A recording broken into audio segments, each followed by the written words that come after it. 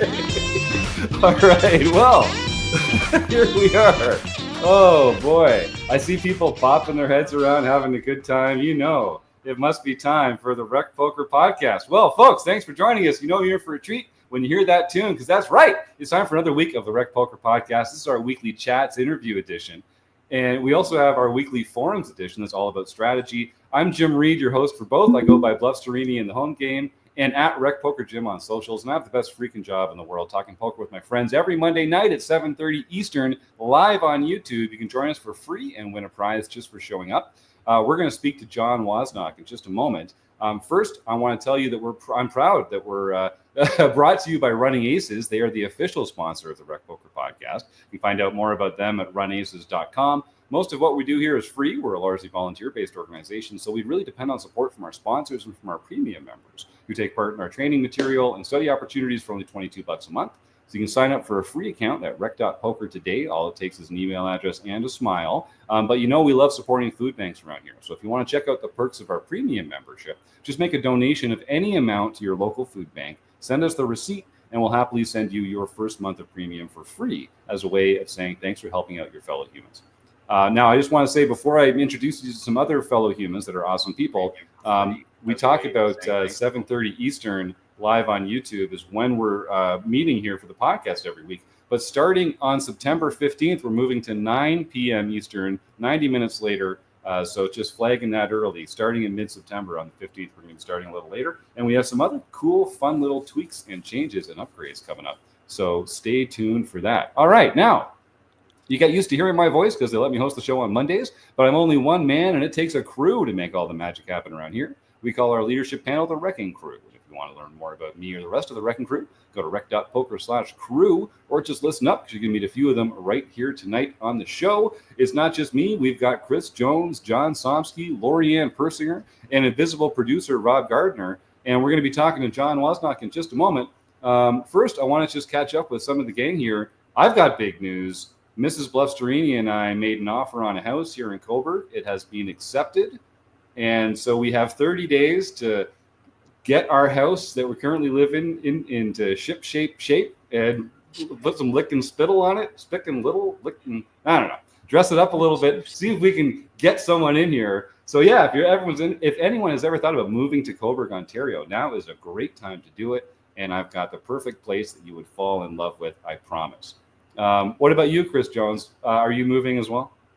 I am not moving. I'm always learning new phrases from you, though, so that's always helpful. Like spick and little, I guess, is something that we're supposed to do when we're selling a house. I screwed that one up. I'm really excited for our conversation tonight to talk to John Wasnock, but I've been watching some of the main event in pieces, the earlier parts of it, and it's kind of an interesting thing this year. I've just finished watching day 1A and I've started day 1B. And I just kind of watch it in little fits and starts. But two of the people who were at the table with John in the final table were at the day 1A and day 1B featured table. So that's pretty interesting and weird, but it's kind of cool to watch people at that stage knowing where they're going to go and kind of seeing how they get there and how they approach that day 1A. So that's been really fun. That's been kind of like my little poker adventures this week. Yeah. And I think, back when, right? I think that's one of the things I'm mostly looking forward to talking to John about here as well. Let's get him in here. Let's start this interview. I'm so excited. This is a guy that I think a lot of RecPoker Nation is already very familiar with. John Wasnock came in second place in the WSOP main event this year and just had a ton of support from the recreational poker world. Our Discord, our messages were all abuzz about following the action. So I just want to officially say, John, thank you so much for coming on the RecPoker Podcast. Welcome. Thank you. Thanks for having me today. So we teased this at the top. We're going to get into your poker story this summer. We're going to get into some of what has led up to this moment in time for you. We're going to talk about what the future might hold.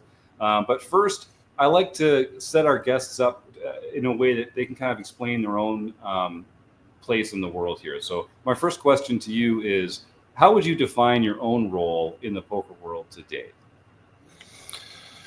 Well, I think It's been changing over the last month for sure, but I would say before that, I've been I would categorize myself as a serious rec player. I mean, I spend a lot of time on playing nights and weekends, but more regional and the occasional trip to some of the larger events. But really, you don't want to say larger events, circuit events, smaller WSOP events. This was really only my second main event. So, up until recently, playing smaller events. But I would say as a hobbyist, I would say I'm a, serious casual player. That's awesome. Well, you're in good company around here. We're famous for saying that's the best way to enjoy poker. So I'm so glad to hear it. So let's jump in. We like to start our episodes off with a series that we call Opening the Action. So this is our lightning round. John, I'm just going to throw as many questions into you as we can get answered in 2 minutes. The goal is the first thing that pops into your head that's true has got to be fast. It's got to be quick. Let's see what happens when we open the action with John Wasnock. All right. The first one's an easy one, John. What is your favorite poker hand? Is poker a gamble or a skill game? Skill game. Little luck. What's your biggest poker pet peeve? People that take a long time at the table, or people that are just not there to have fun, that are causing problems at the table, making it not fun. That's a good one. Is Die Hard a Christmas movie? Yep. Is Ace King a drawing hand? Yes. Is a hot dog a sandwich? No. Dogs or cats? Cats. What's one thing you're afraid of? Something happened to my family. Do you prefer tournaments or cash games? Tournaments. Should vacations be lazy or busy? A little of both. Pineapple on pizza, yes or no? Absolutely. Do you prefer to play live or online? Live. What's one thing you complain about in your life? Those complaints are falling off by the day. Yes. Wonder why. There's a yellow light coming up. Slow down or speed up? Speed up. Are you pro chop or no chop? No chop. Tell us something about you that people would find surprising. I have a big family. I've got 6 brothers. There's 7 boys in my family, no girls. Okay. The 5 million chips at the WSOP, what color should they be? Gray's born. The 5 million? Purple. Nice. All right, Good there we go. answer. We got good. There's a bunch of Minnesota fans on the show tonight, so purple was the right choice there, John. Excellent. All right, we got some really good questions. We got some good answers in there. I'm going to let our proprietary algorithm tell us what your score is at the end of the show. But John, I know you passed with flying colors there. Excellent work. Nicely done. So I'm just going to tell our YouTube audience, please get involved in the chat. If you've got any questions for John, and I know several of you will, just type them in the YouTube chat. And of course, we're also looking for names to play Stake Study Stack with John at the end of the episode. So get those player names in there for Stake Study Stack. And stick around for a food bank raffle at the end of the show with real prizes. That's brought to you by Ramp Poker. All you have to do is just hang around, get active in the chat, and you can win some fantastic prizes here on the RecPoker Podcast. All right, Lori-Ann Persinger, why don't you lead us off? Jump in. All right, I'm jumping in. Hey, John, first, again, thanks for stopping by. Before we get into the nitty gritty, the seriousness of all things WSOP, I've got a little, going to go off the rails a little bit because I know that you're a big Seattle sports fan. So I've got a few questions, sports questions for you. The first being, since we already know you're no chop, my first question is stick 'em or no stick 'em?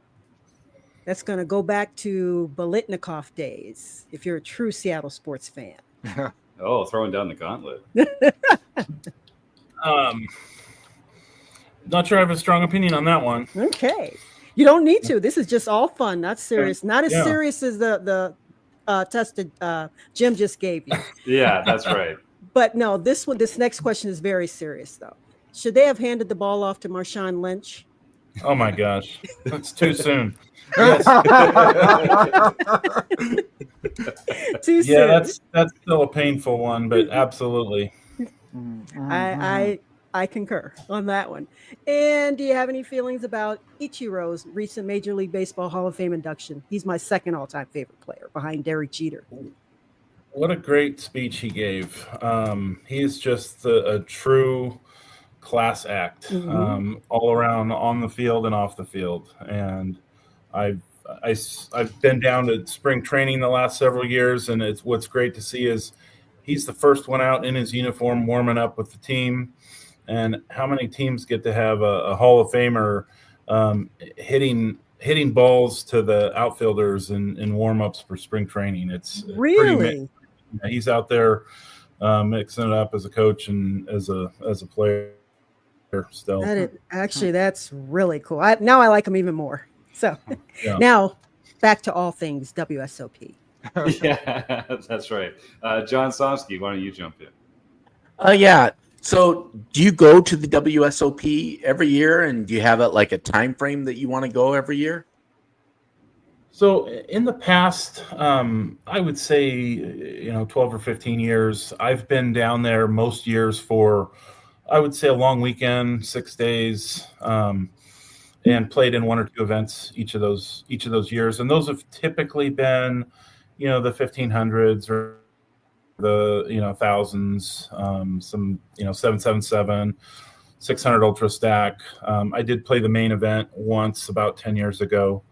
But yeah, I think I've had 6 or 7 cashes during that stretch. So a decent run, but nothing, I didn't have too many serious deep runs.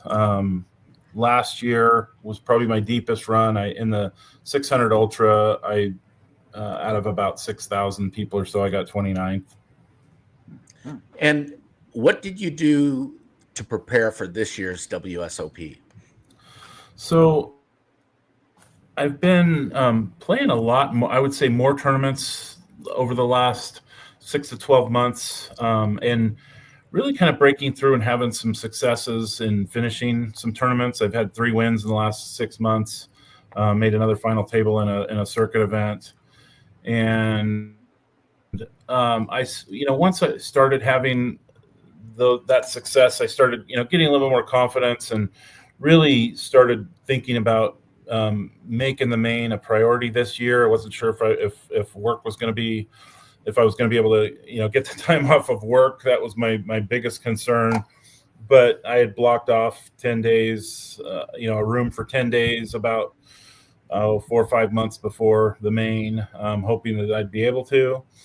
And I honestly really did spend a lot of time rewatching a lot of the broadcasts on Poker Go, going back to the, Moneymaker, Raymer, Hashem years, some of the more recent years, spending a lot of time watching day 1s and 2s, really trying to, because this tournament is so unique in terms of how deep stacked you are and how long the levels are.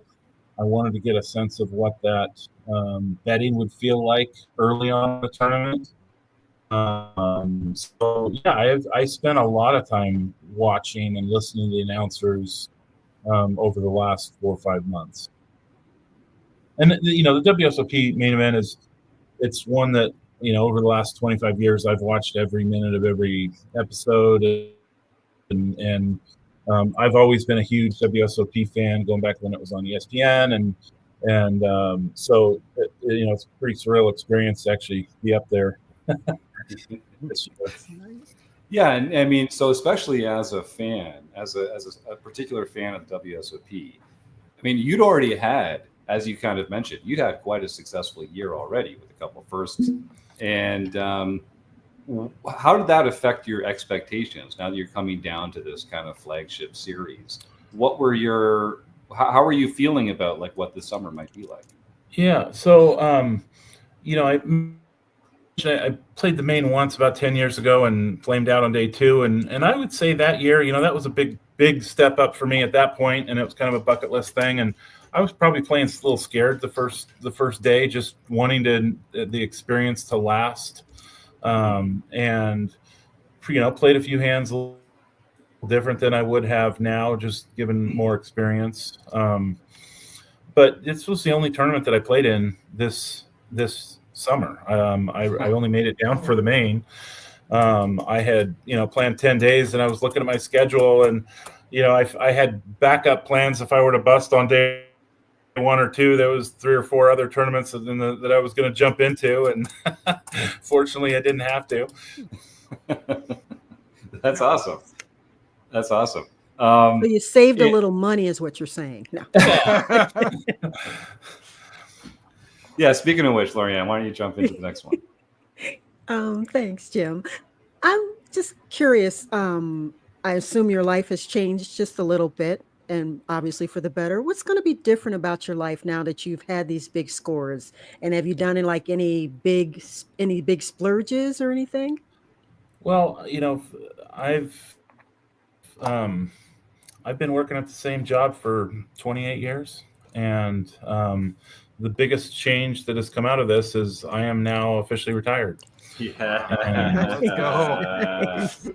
That is absolutely the best part of, Yes. of this experience. I'm 50 years old this year. I've got 4 teenage kids, and they are still at home, and I am able to spend more time with them now. And we've got some family trips planned, and I plan on doing a little bit more travel for poker, which is something that I have always wanted to do. But, it's been kind of more vacation poker. Mm-hmm. And to be able to go to some series and spend more time there and play more events, I'm really looking forward to that. In fact, today I spent the day traveling from Seattle to North Carolina, and I'm planning on spending a week playing in a circuit event series for the next week. So being able to do more things like this is something I've always wanted to do. I imagine the stress level has gone way down when it comes to playing. Yeah. What's interesting is I went back last week and played at a weekend tournament at one of my local card rooms, and it was like a $460 tournament with 100 people, but I knew there would be a lot of people there that I knew and watched the tournament and were excited to talk to me about it. So I was looking forward to getting to talk to those people, and it's a little bit surreal having everybody come up to me and taking selfies and telling stories about it. But what was funny was when we actually got into the poker, I almost felt more pressure than I did in the main, because if I would have busted at the final table at the main, it's like, I already had a good run, but if I was the first one to bust in a $460 Sunday tournament, it would have been a bit of an embarrassment walking out of the room after all the attention I was getting. So I didn't think of it that way. Yes. but no, I'm it's still fun. Mm-hmm. Mm-hmm. Chris? John, walk me through that conversation with your work. I mean, did they see it coming? Were they cheering you along the way, or was that a kind of like, oh, you're back from vacation, it's back to where you're actually now? I'm thinking, how did that conversation go? Yeah, well, most of them are not real, big poker fans or poker players. And so, starting back when I had to ask if I could get the time off of work, any other week of the year, it would have been no problem. But we actually had a full company offsite the week of the main, where everybody in my company was flying from 4 different cities to Seattle to be there. And I had to ask permission to miss that. And graciously enough, my boss and our president both said go for it, and understood that I told them that this was a bucket list type thing, and something that I had really been wanting to do. So they were gracious enough to let me do it. And then once the tournament started, I was sending them a few updates once we got a few days in, and once it started becoming a little bit more serious, and I had a decent chip stack. The joking kind of started in our my group team text chain, where it was like, oh, if this continues, John's going to retire. And, it still wasn't there yet, but it was just jokes about it at that point. And I think by the time we got down to the, day 10, the writing was on the wall there. But it's awesome. I took a couple days. My family was down there. I had a big rail and spent a couple extra days in Vegas, just hanging out and celebrating, going to dinner. And but when I got home, I called my boss that Saturday and said, "Hey, things have changed. I'm going to be done here." And I spent 28 years, my entire career, 28 years at one company. Wow. Started there as an intern, and it was a kind of a second home for me. So, bittersweet in a lot of ways. There's a lot of great people, and but it was time. Yeah. No, that's great. That's awesome. And it's so nice that you had such a supported work, family that could kind of like support you along the way and totally understood and all that sort of stuff too. It's great. Although I just want to point out, it was amazing. The notes that I was getting from work along the way. Once people started, it started kind of getting some notoriety of a Northwest player still in at the final 3 tables, and my entire work. I have received videos of them watching in the break rooms of the final 3 days there. Wow. The whole company was kind of glued to it and cheering, and I was getting texts and notes along the way, so they were all super happy for me. That's fantastic. And yeah, kudos to your company for being so, and for your boss and them to be so open-minded. Although I will point out, it did cost them an employee. Like, if they hadn't let him go, he definitely is still showing up to work this week. So, just take that for what you will.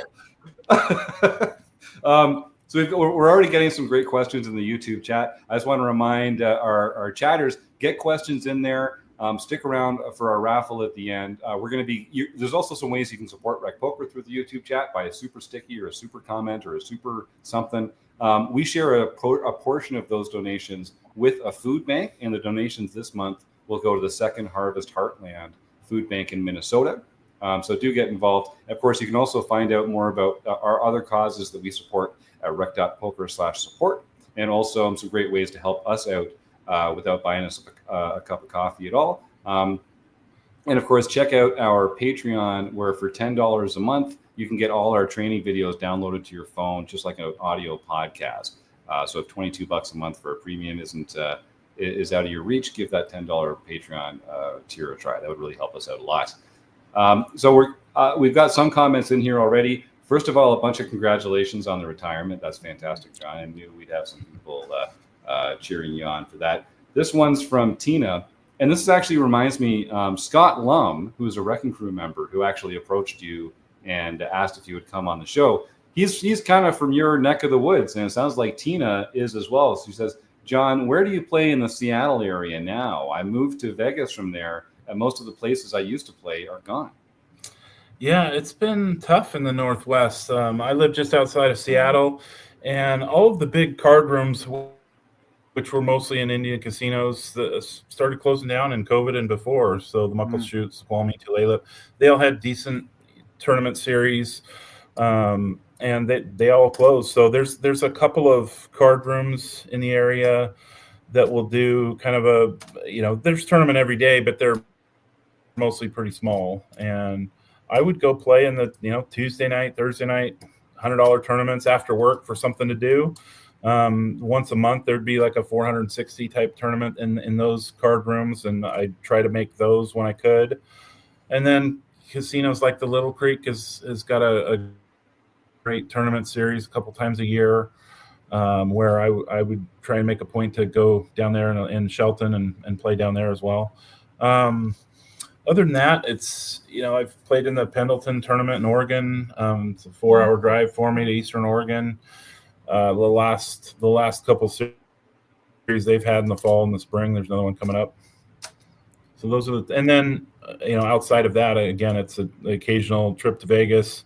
Outside of the series, once a year to the series, and then I've made a couple of circuit events down in Thunder Valley and a couple other places. Nice. So you're definitely a well-traveled recreational player.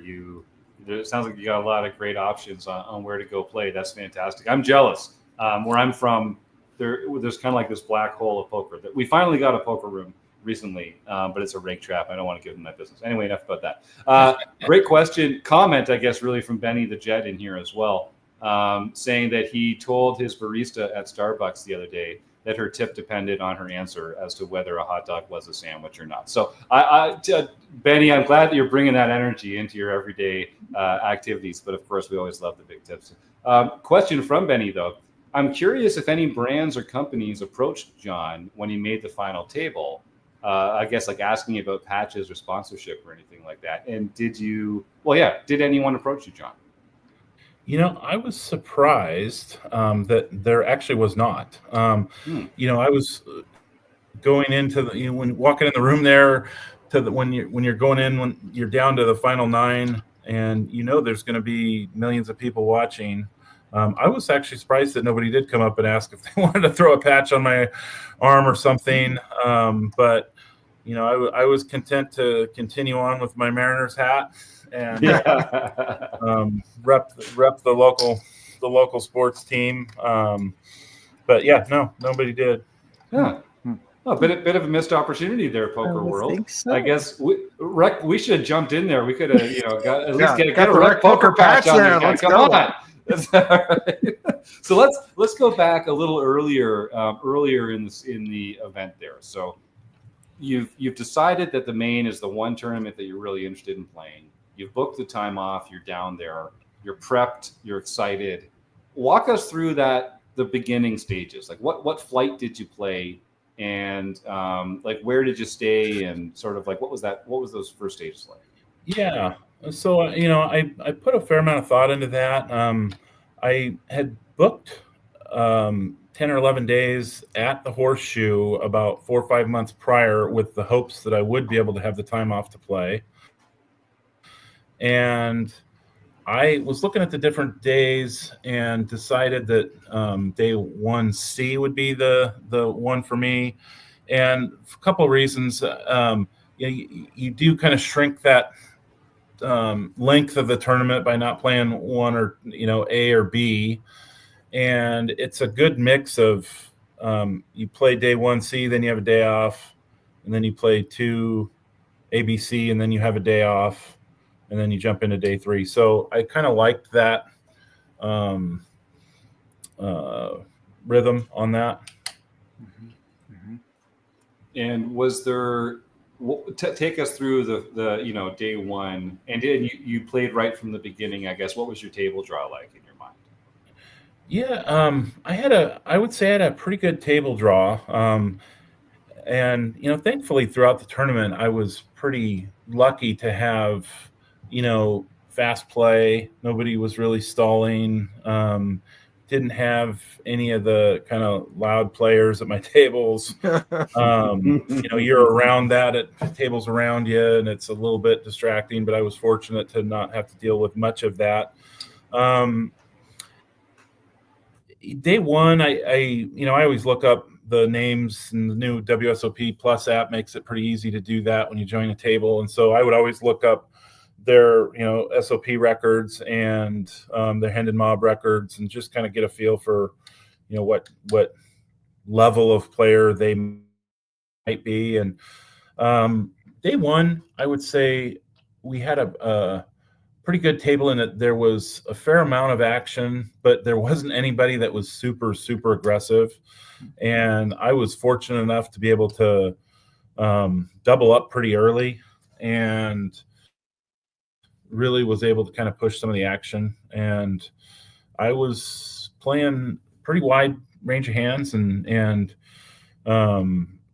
people were willing to kind of play pots, but there wasn't kind of this level of super, 3, 4, 5 betting going on. And so I was able to maneuver pretty well that first day. I ended up tripling up. Plus I ended up, going from 60K to 100 to 202 on day one. And so I was pretty comfortable with my chip stack most of the early days. Again, 202 on day one, and then after day two, I think I was at 383. Oh my God! And so I was, I was always kind of at least a 2x average chip stack those first 3 days. So it really kind of allowed me to have some flexibility and play a few more hands than I normally would have.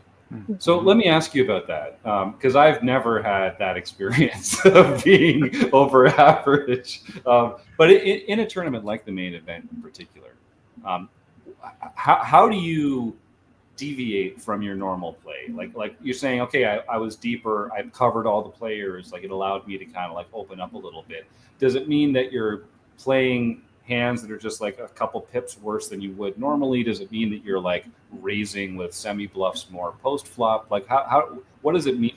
How does it translate to your game when you have this deep stack? Yeah, definitely able to open a wider range, and more one gapper, two gapper suited combos. I did not get pocket aces once until day 5.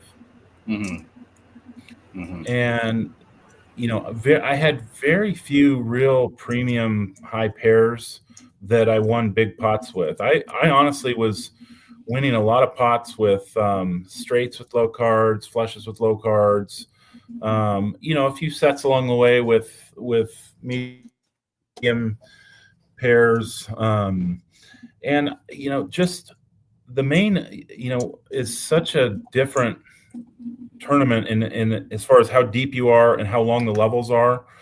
One of the things that I was really trying to do, and I think with my game, is that I've been good at, is really trying to kind of avoid those real sticky situations when you've got kind of a good hand but not a great hand.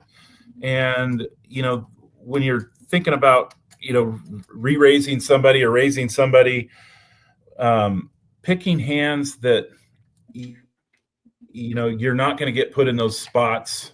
Things like if you've got an ace jack and there's an ace queen on the flop, those are kinds of hands you can get yourself in trouble with, because even if you hit a jack on the turn or the river, you could be behind already and drawing dead. But if it's an ace 8 flop or something like that, being willing to play those hands, knowing that you could hit top 2, or those types of situations, where I really didn't have to get carried away with any really large pots for the first several days. I tried to play more small ball along the way and really just kind of chip up. And you do see people that do play a little scared early on, and you can see bet and win a pot and do a lot of that, or pushing people that are you're sitting at the same table with them for 10 hours.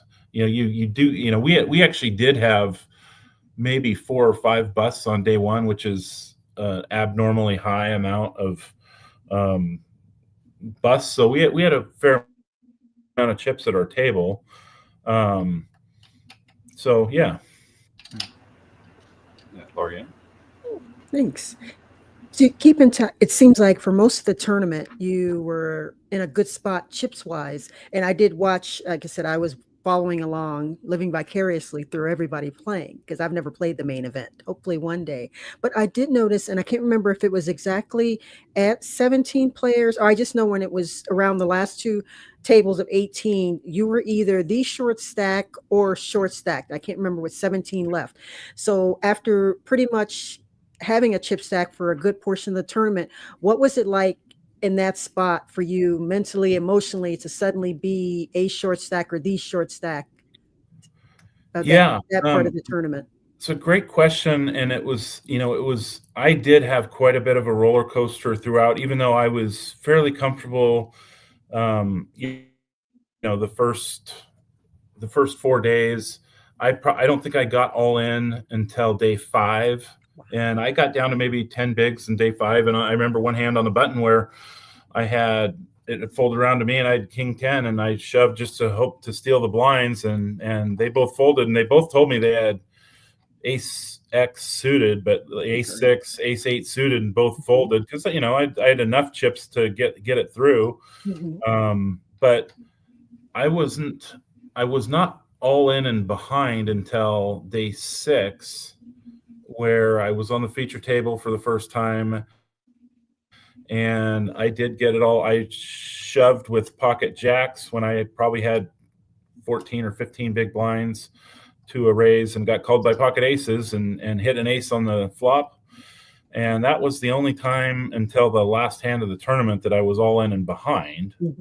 But I did have quite a bit of a roller coaster to where when we got down to 50 people or so, I was one of the lowest stacks. And I remember that one of the poker reporters are swarming all the tables at that point because there's only 5 or 6 tables left. So they're recording a lot of the hands. And I remember one article, the little blurb that came out that said, Wasnock folds down to crumbs before doubling up. And I think I really liked that comment, even though it almost was like a negative comment that I was folding my way down. But, really given the 2-hour levels, patience is such an important virtue in the main. And the structure just really allows you to have that patience to where when I got short and I was really able to shift gears, and I said I was playing a lot of hands early, but I really shifted gears to where survival is the most important thing in this tournament. Now, you can play a lot of hands, but you're playing small ball, so you're not getting all in or investing a huge portion of your stack early. But when you start getting a mid to short stack, this structure really allows you to be patient and wait it out and wait for a good hand. And you can still see some flops and try and set mine a little bit, and where that'll go a long way to if you can get a double up. But it's kind of like when you're at 15 to 20 bigs, you can maybe call with some pairs and hope to hit a flop or hit a set. Once you get down to 10 to 15 bigs, though, I was really waiting for either a premium or using your position to try and waiting until you're in late position to jump into a pot. And there's so many times where you're folding decent hands when you're in early position, when you get short stacked, but because the blinds aren't going to go up for another hour and a half or whatever it is, you can't do that in a weekend tournament when you have 30-minute levels. Right. But in the main, you can. And I had many times where that happened, where when we were down to 50 people, I waited and doubled up. I was the lowest stack when we were at 36 people. I was the lowest stack when we were at 17 people. And I think, again, just the ability to shift gears where a lot of people can't do that. And I saw so many times where, especially early on, when someone would lose half their stack on day one, and then they start playing like they're needing to force the action when you've still got 100, 150 big blinds. And it just feels different because you have half of what you started with. But that was one of the biggest mistakes I saw, was just people that were forcing the action. And even when someone gets down to 20 big blinds, I saw way too many people calling it off with ace 8 or something like that, in situations where I'm just kind of scratching my head going, I would never put myself in that spot. You can wait for much better spots. Definitely.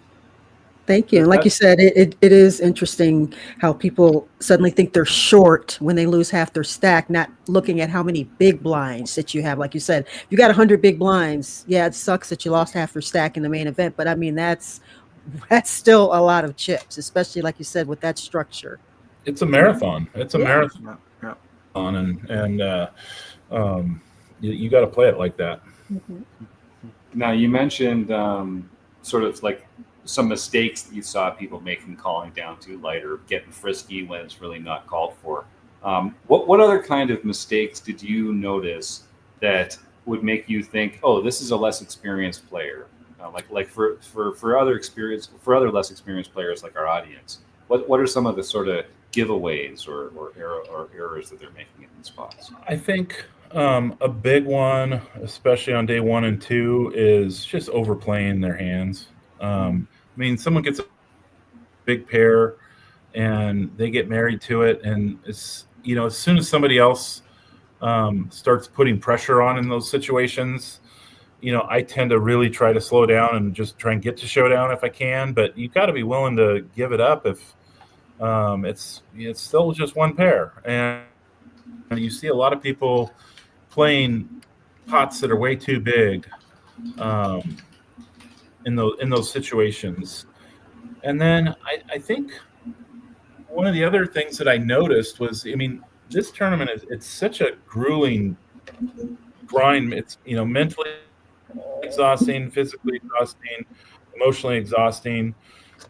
When you start getting into day 6, 7, everybody's been comfortably into the money by that point, but you start to, at least for me, I was having a hard time sleeping.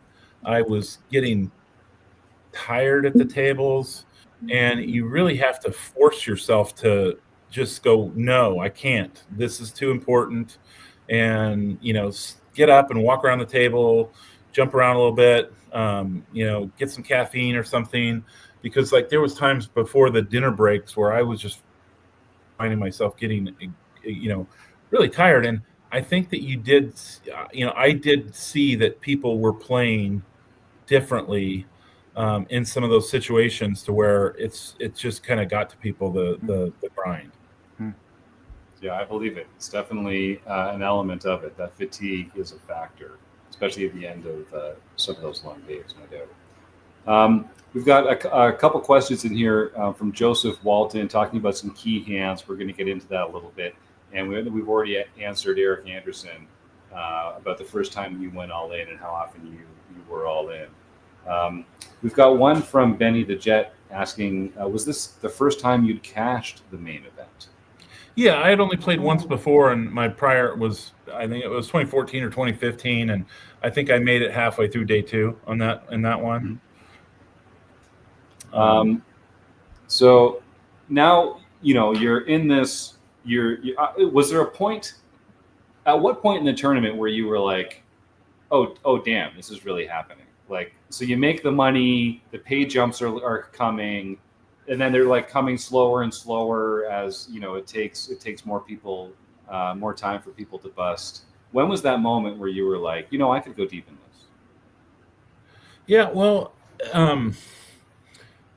I don't want this to sound kind of cocky or arrogant, but when I've always watched the tournament for years and years and years, I've always tried to kind of imagine what would it be like if I was there.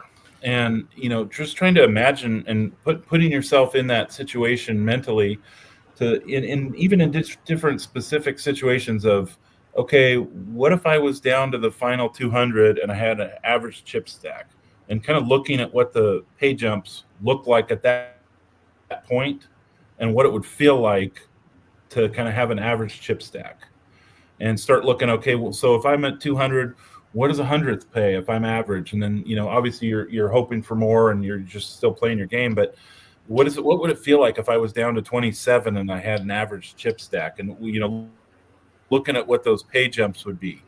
And so I think that helped me because, when it all comes down to it, the cards are the cards and it's still just poker and you're going to play how you're doing, but trying to not let the grandiose or this is a different tournament, right? And trying to not let that get to you, and as far as how it might change how you're playing. And there was several situations where that factored in to where we were on pay jumps and you started seeing people playing differently. It was very evident. And even I specifically, when we were down to 14 people, we were at a $450,000 payout, and the next person that busted was it was going to be a $110,000 pay jump. And we had one hand that was on the broadcast there where it folded around to the cutoff, and he raised, and the small blind thought about it and folded pocket nines, and in a normal tournament you wouldn't do that, but at least you're going to call or maybe throw in a raise. But survival is such a huge part of this tournament that you saw people doing that, where he folds, I had ace king, and I had maybe 20 bigs at that point, and I shoved all in, which was a big shove at that point. The guy next to me in one of the blinds, small blind, I think, he had pocket jacks, and this was Padron, and he had to think about it for 3 or 4 minutes. And the announcers were talking about how it was a really tough spot because, nines or tens, you're obviously out. Aces, kings, or queens, you're obviously calling. And he had me covered by a comfortable margin. And he could have made that call for over both of us, because he had both of us covered and then some. But those chips are so valuable to not lose. It's more important in this tournament to not lose chips as it is to win chips, because you've played for 8 days and you're just you're not wanting to lose those chips. And that's a spot that's really tough, because what am I shoving with that he's beating? Mm-hmm. And, that probably the best case is he's chopping. As it turned out, he would have knocked both of us out if he had called, and he folded, and ace queen called, and I took somebody out, and and then I was comfortable at that point. But you see people making those conscious decisions about those pay ladders, and it was, don't get me wrong, it was incredibly fun to be in that spot where, even when we're at, we were at 240,000 and sitting at 45 people left, and I'm sitting here thinking, my wife's over there watching me. She was the only one down there on day 7, and I'm like, if one more person busts, that's a $60,000 pay jump for me.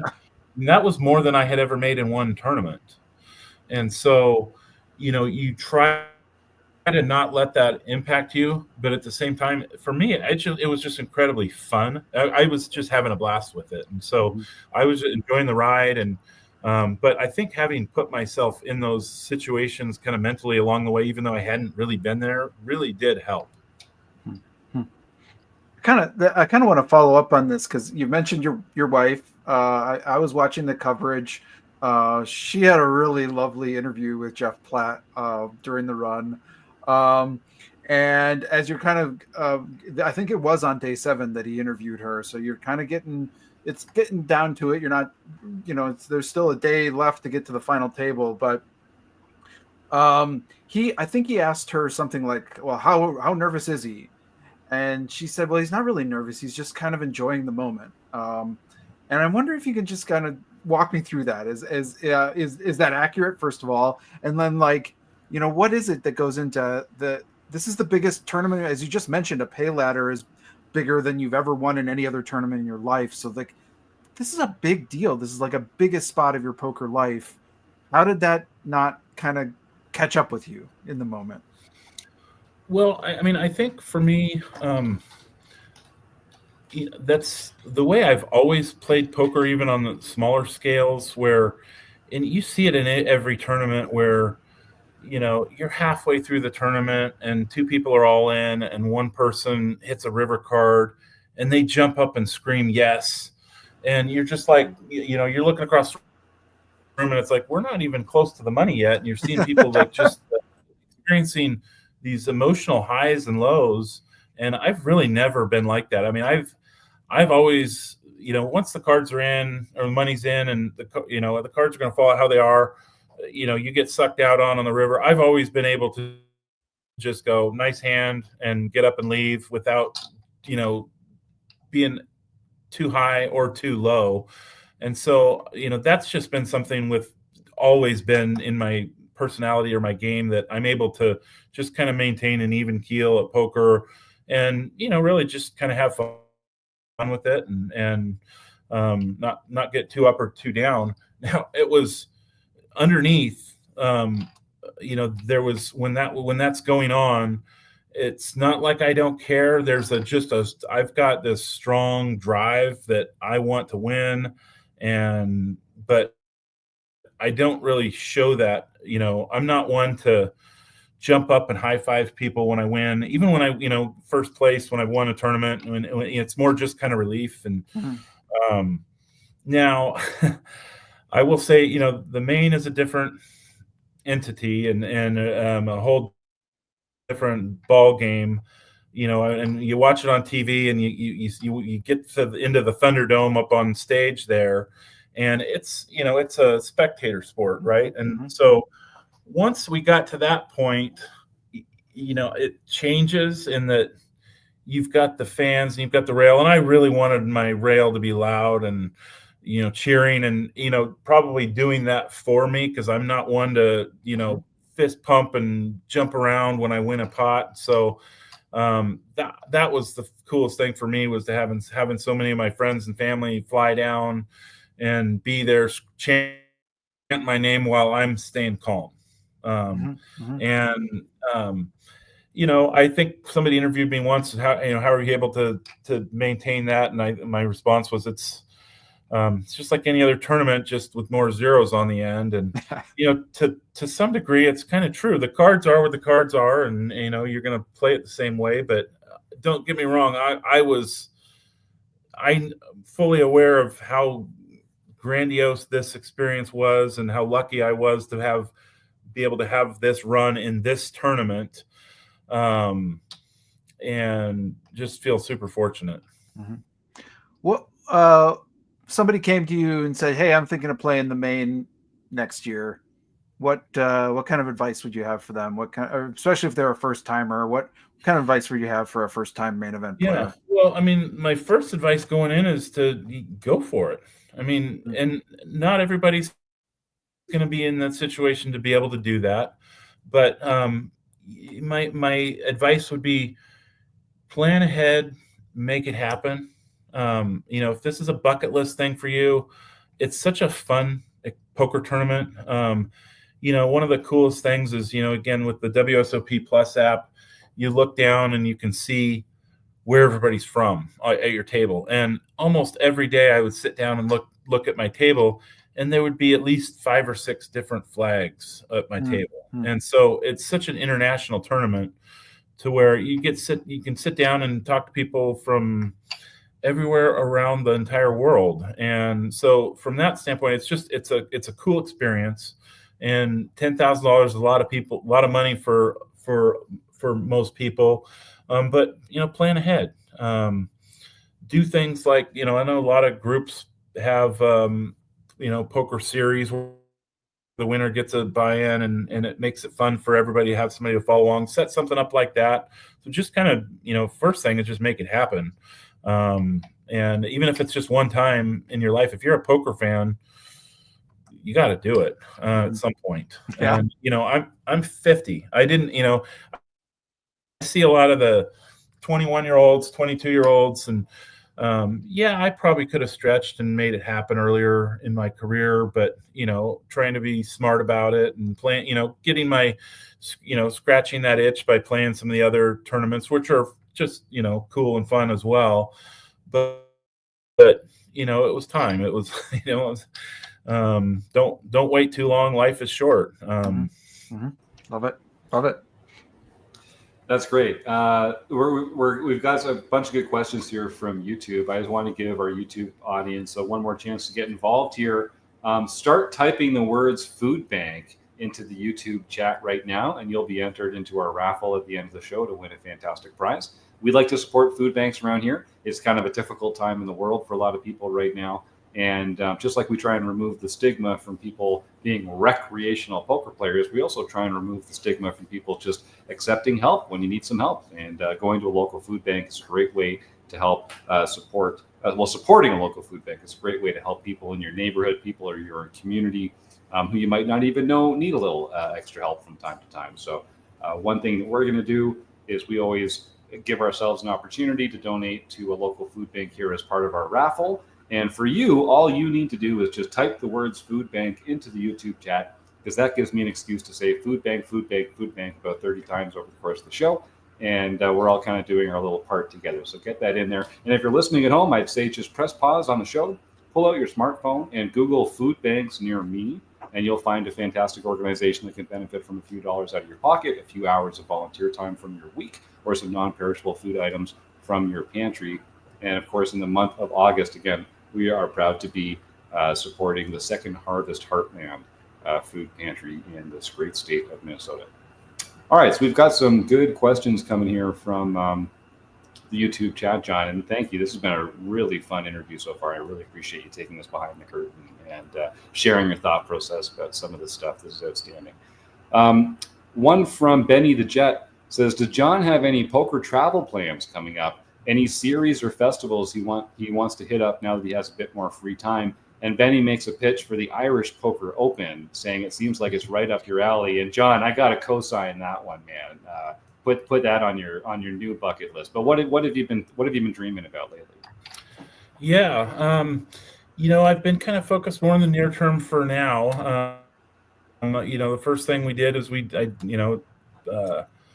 made a couple of travel plans with the family. We're going to do a couple vacations in the next 6 months. That's the right answer, by the way. Started out asking them what did they want to do.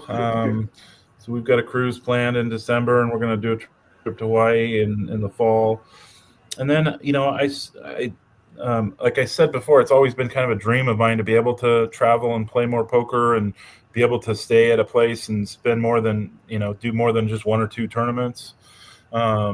And so I started looking around on the weeks that are open, and I don't plan on playing any kind of nosebleed high stakes. I want to kind of ease into this and kind of keep it reasonable, but I've always kind of enjoyed kind of following this WSOP circuit events.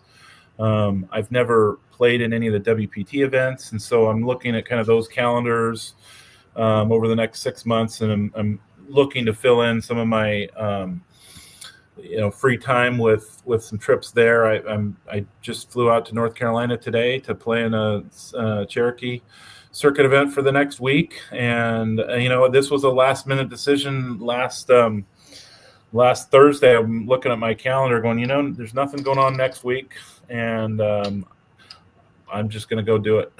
So it's kind of fun to be able to just, drop everything and plan something like this. And so I'll be doing some more of that type of stuff. And then, next year, I have always wanted to spend more time at the World Series. And that's one thing I'm really, really looking forward to, is to going down to Vegas for, I don't know how long that will be or how many events at this point, but I am really looking forward to kind of looking when the calendar comes out and being able to pick and choose more tournaments and spending more time down here for that. Yeah, that's awesome. We always do an episode with Kevin Mathers when the schedule comes out, and it's so exciting to see, all this cornucopia of action going on down there. So that's cool. So for you, it's really more about like the freedom of the lifestyle of being able to travel around and play less than like particular destinations. So you've got some time to put a big list together. I'm excited for you. Yeah, and I've been invited to do some of the local series back home, and some of the poker room managers reached out to me there, and I look forward to doing that because it'll just be fun to play with some of the people that I've always played with that followed along, and they're all excited for me, so that'll be fun to do some of those as well. That's great. I've got a couple more great questions here. This one's from Tina. It says, did you have any investors, and do you ever sell any action for big tournaments like this? With some friends, we've exchanged a little bit in the past. I remember just back in the day, like it was like 2013, we were in Vegas with a group of friends, and I was jumping in a $400 tournament at the Venetian. And I remember as I'm walking up to the buy-in, one of my buddies ran up and gave me a $20 bill and said, "Hey, I'll take 5% of your action." And then I was like, "Okay, that's fun." And I ended up cashing for $16,000. That's $20 well spent.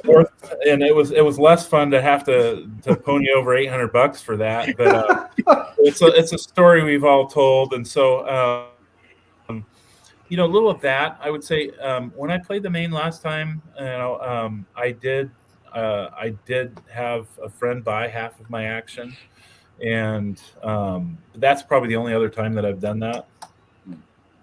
Yep. That's very cool. We've got a sort of a similar question from Joseph Walton. How did you feel about taxes on gambling winnings before the big win, and how do you feel about it now after the big win? Well, it is what it is there. I mean, hard to change that. So I tend to just kind of worry about the things I can control. And yeah, it's more kind of comical to talk about it than anything else. But I don't get me wrong. I'm perfectly content with what will be left over and with where I finish. So yeah, it sucks, but it is what it is. It's a good problem to have. Yeah. That's the best way to think about it. Yeah. I like that. We've got a couple more questions here. One, what is your edge at the table? My edge. I would say, I talked a little bit about it before. My ability to switch gears, I think, has been a key to where when I've got chips, I can splash around a little bit, put pressure on people. When I'm short stacked, I've got a lot of patience. And I think I'm really good at, I think probably my best skill is kind of trying to read, not necessarily live tells like, oh, he scratched his nose, he's got a big hand, or, stuff like that. But putting people in putting myself in their situation of why would they be doing what they're doing in this hand? How does this story make sense? And, maybe testing that, throw a bet out there, when they show weakness a little bit, or maybe a re-raise to kind of feel out where they're at, without kind of putting yourself in your stack at risk. So, I tend not to make like really monster bluffs. I mean, I've done it at times, and there's definitely situations where you have to do that, but that's not my norm. Yep, that's a good one. Playing your stack, that's something I think recreational players need to do a better job of, and being comfortable playing every stack and sort of like having that confidence to pull the trigger, but not to go YOLO your chips into the middle. A sort of a similar question. You've been playing poker for a long time. How do you study? How do you improve your game? What measures do you take to become a better poker player in your own time? Back in the day when I really started taking Hold'em serious, and early 2000s moneymaker times, we'd start doing friends and family tournaments and doing some online. I went through and read all the books at that point, and even going back to the older ones, Super System and Harrington on Hold'em, and some of the more current ones at that point. I don't think I've read many poker books in the last 20 years, but spending a lot of time, I'm a fan of poker, so watching the poker broadcasts and studying the play, and anymore, a lot of the content is on streaming now, and some of the bloggers and vloggers, and watching a lot of that content. There's a ton of it out there, and so it's what part of my algorithm, and I get a lot of that in my feeds, and so just my free time, spending a fair amount of time just watching poker and absorbing it. I'm not a GTO guy. I've not overstudied a lot of that. I'd say I'm familiarity with it, but I probably am more of an intuitive player on that than memorizing what to do in every single situation that's black and white with the cards. I mean, I try to feel it out a little bit more based upon the player and the specific, the situation, I guess. Mm-hmm. I mean, ultimately, that's what this is, isn't it? You're playing against the people at the table with you. Those are the only folks that you get to win or lose against. You've had such a phenomenal year. We kind of talked about this already. Even leading up to the WSOP, it felt like you were ascending. How does this mess with your sense of what success means now? Like, what is success for you now for the rest of this year? Like, how are you going to judge if you're being successful or not? It's I don't know. I'm kind of feel that one out as we go. But you're right. I mean, I've always considered myself an above average player, and in my poker circles, my small poker circles, I've always been kind of a top player.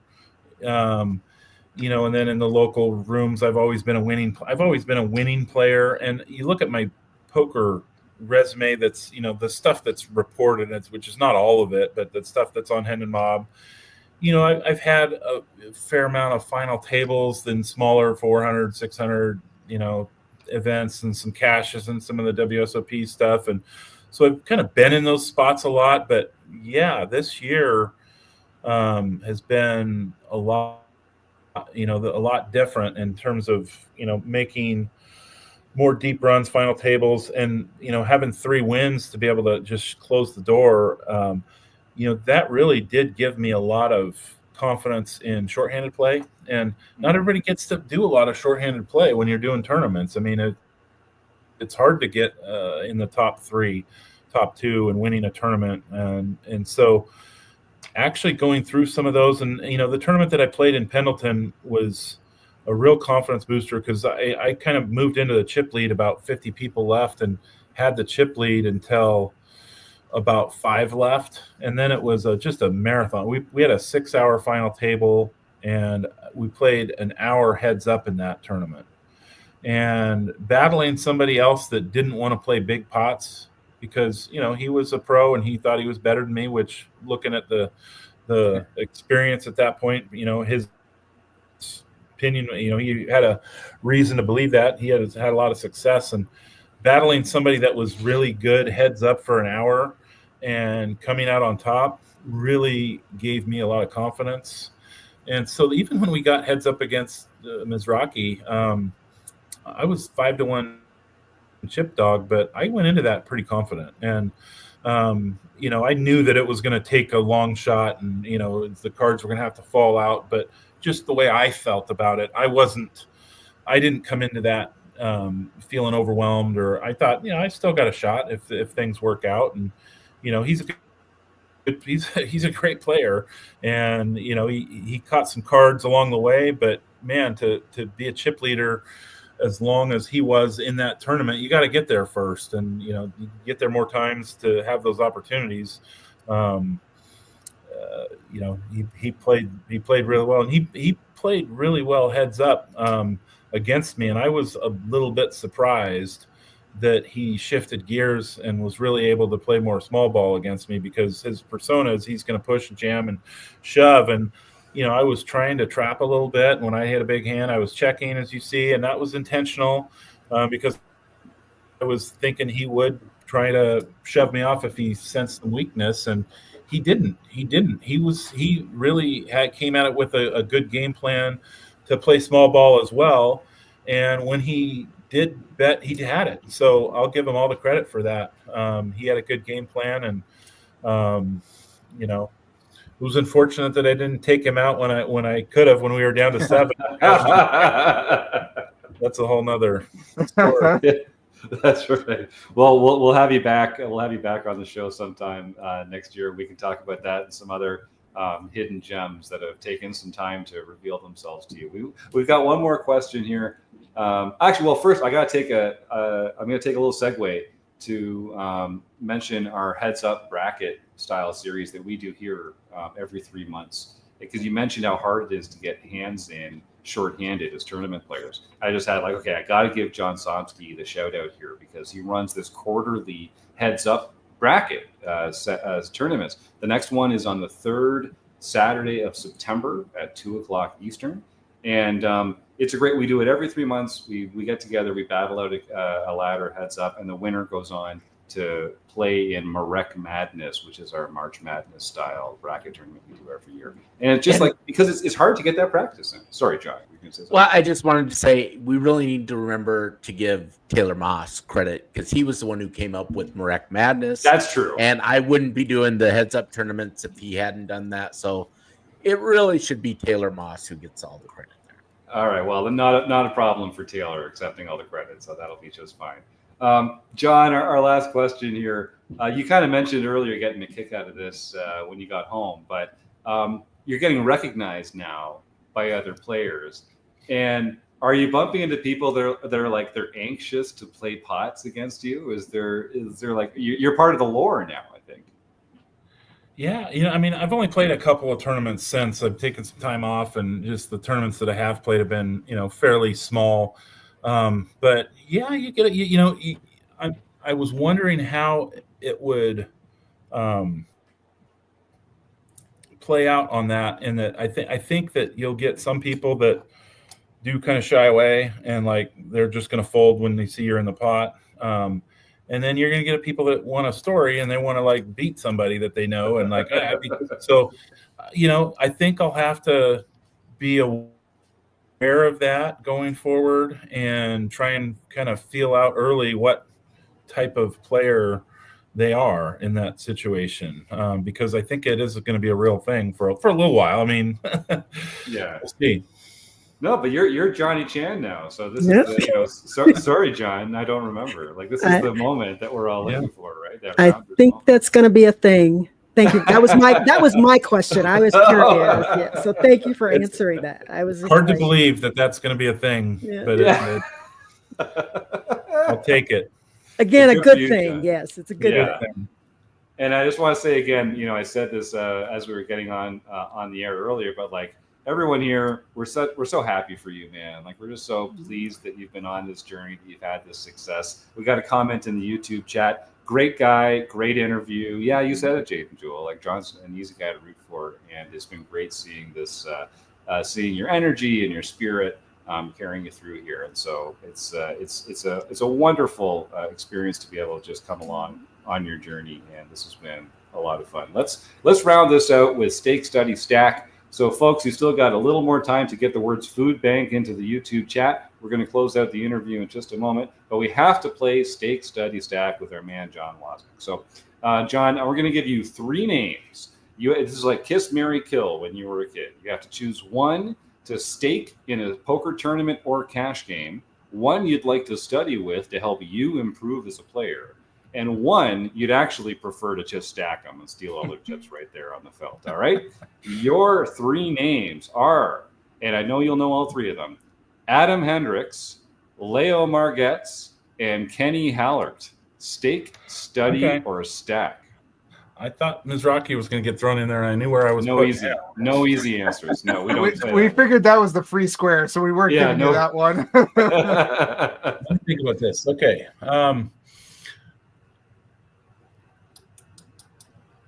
I would have to start, and I think with these 3, they could be any one of these.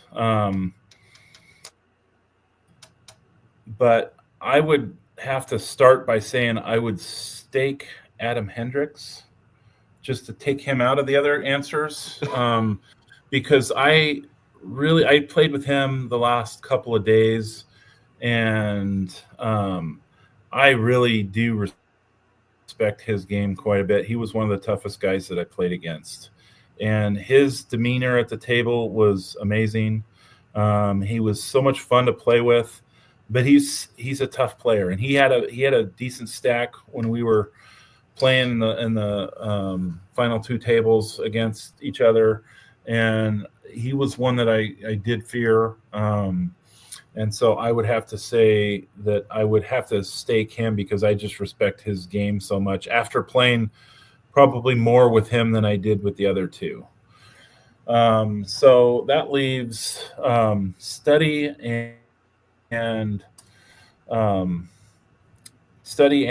And stack. Study and stack. Yeah, with Leo and Kenny.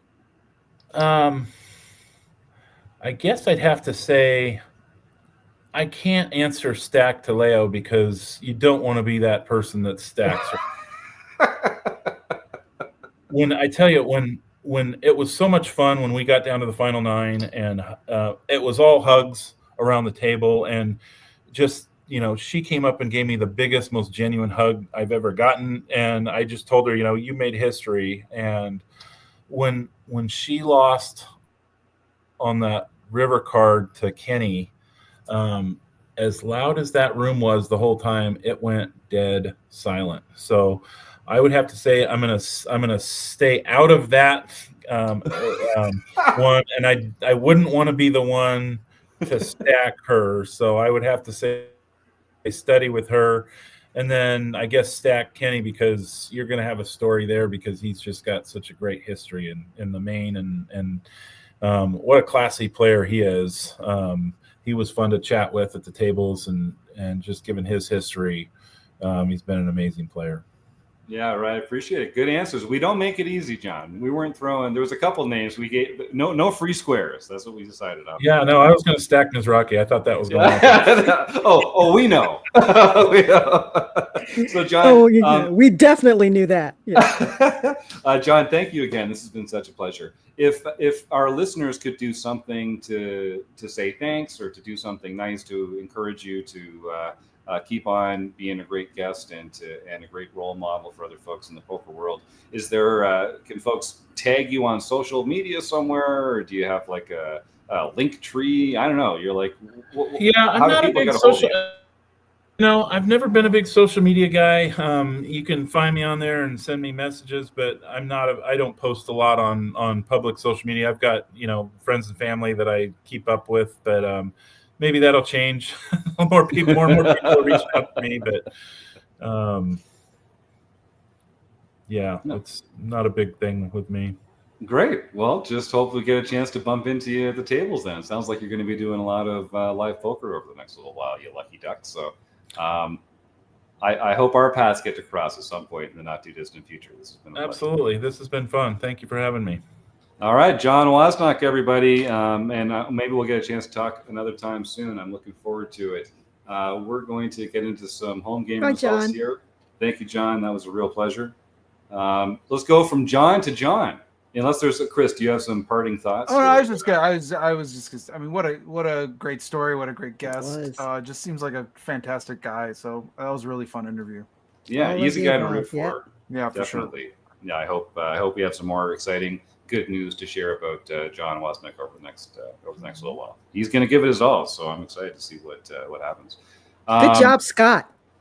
Yeah, way to go, Scott Lum. If folks don't know, Scott Lum, RECing Crew member, I was on Discord with him, and he's like, "Hey, so I think I can talk to John Wasnock at the break here. If I do, should I see if he'll come on the podcast?" And I was like, "Yes, of course you should. What the hell is wrong? Yes, please." Don't disrupt him. He's like in a part of this thing right now. I still don't. I should have asked John what was the timing of that. And like, how do you artfully and tactfully go up to someone who's playing poker for more money than they've ever played in their entire life and be like, "Hey, can you, by the way, what's your email? We'd love to have you on the podcast." But mad props to Scott Lum. So way to go, Scott. Nicely done. Great interview. John Somsky, otherwise known as the original John around here. We can't let Wasnock's head go to his win go to his head. You're still Johnny number one in my books, Somsky. Take us through some recent home game winners, please. All right. On August 6th, we had the No Limit Hold'em Championship Series. This is a series that we hold the first Wednesday of every month, and you accumulate points for each month. And the player of the year is the person who wins the most points at the end of the year. K-Poker wannabe Ron Payton got his first No Limit Hold'em Series win for the year. And LV to 11, Joe Koulis has taken over the lead from JB Twin Cities. This is like the third time the two of them have swapped. So they just keep going back and forth. Rigged. Joe keeps talking about like he's this, up and coming, shucks me on the poker table guy. But he's had outstanding results. We're not falling for it, Joe. We're on to you, buddy, Mr. He does that, but then in the next sentence he says, "Why don't I get the respect I deserve?" So it's a combination of Rodney Dangerfield and someone who actually thinks that they're good. I don't know. It's complicated, man. He's a complicated man. All right, please continue. Okay, then we had Michael Babker got his 5th nightly victory for the year. Awesome. And more importantly, or more impressively, that was his 50th lifetime victory. Seriously? Yes. Let's go. Yes. Making him another member, the latest member in the Silver Lifetime Achievement Award Club. Wow. And we have a couple of people who are sitting right at that 49 mark and a few more at 45. So there's going to be some more coming along here. I just mad props to Michael Backer. Michael's been our volunteer technical director for years now. Like we could not operate without his time and expertise. So Michael, it's so great to see you getting in on that Lifetime Achievement Award at RecPoker. That 50 level, I was like, well, yeah, but nobody's really going to ever hit that. And now we're just getting people after people. It's amazing. Well, not only that, but I procrastinated long enough deciding what the gold achievement award is going to be that I can no longer just make it 100. No. Games, because I mean, Evil Roy is sitting at 95 right now. So, it's got to be something more complicated than that, but I still haven't figured out what that's going to be.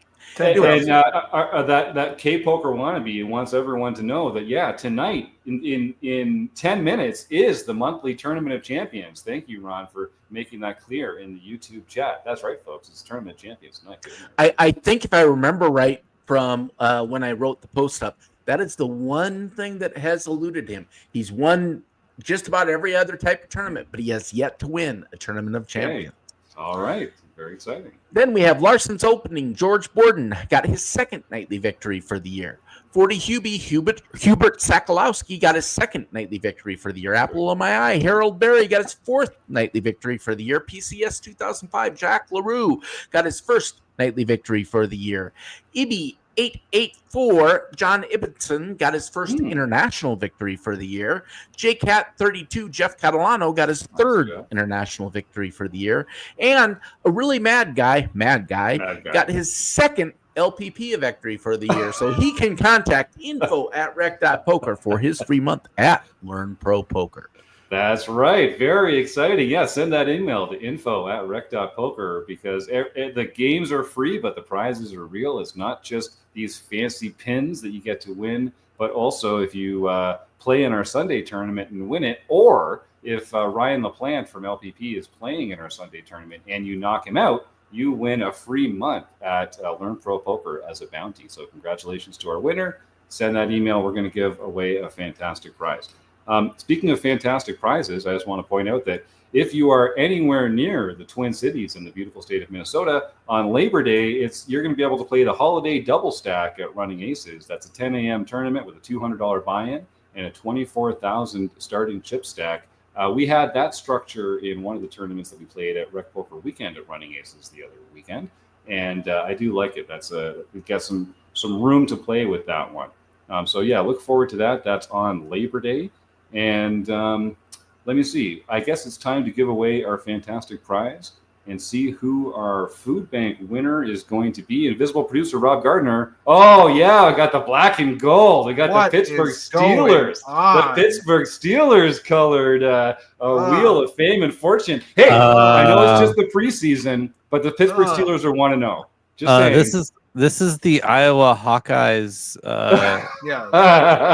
sponsored giveaway. Well, that's just as bad. Yeah. That's just as bad. I apologize to our sponsors for this gross negligence. Beautiful work. Oh God, Someone gets a raise. Someone needs a raise. Right, look at Aaron Rodgers. Yes. Oh, we got all sorts of fun little Easter eggs. I am excited. Football is back, baby. Oh my God, I am very excited. All right, if it lands on Food Bank, I will donate $20.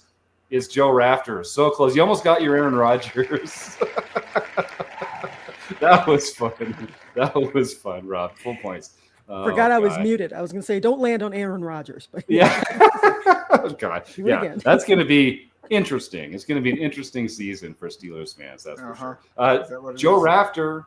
You are the winner, sir. Send that email to info@rec.poker. Joe Rafter will be one of the few people that is not jazzed about our moving the show from 7:30 to 9 because he's calling in from Ireland, and it's pretty freaking late over there by the time the show comes on in Joe's backyard. So, Joe, thanks for staying up and cracking the midnight oil. Burning the midnight oil? Burning the midnight oil. That's an expression, Chris. Don't jump on me.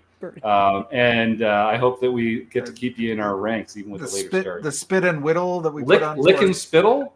spit the whittle or something when we're cleaning. Okay, someone on YouTube, there's an expression that sounds like that. If you're in the chat right now, please give it in there because it's like I don't know. I haven't slept. Chat is blowing up with all the options.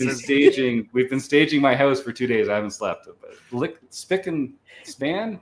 Lick the spittle or something. I don't know what you're. No, it's definitely not. Here. Spit and polish, maybe. Yeah, Ben Enslow, spit and polish. I'm gonna go with that. It's not close enough to what I actually said, but I'm gonna take the bailout by my Canadian friend Ben Enslow. Thanks, buddy. All right, I think we can go. Let's get out of here. We got a tournament of champions to run. All right. Well, I want to say a big thanks to John Wasnock. What a fantastic guest that was. John Somsky, Chris Jones, Lorianne Persinger, invisible producer Rob Gardner, all the fantastic folks in the YouTube chat, everyone, all our premium members. I bet there's music playing. I'm just going to say thanks everyone for joining us on the RecPoker Podcast. See you next week. Bye.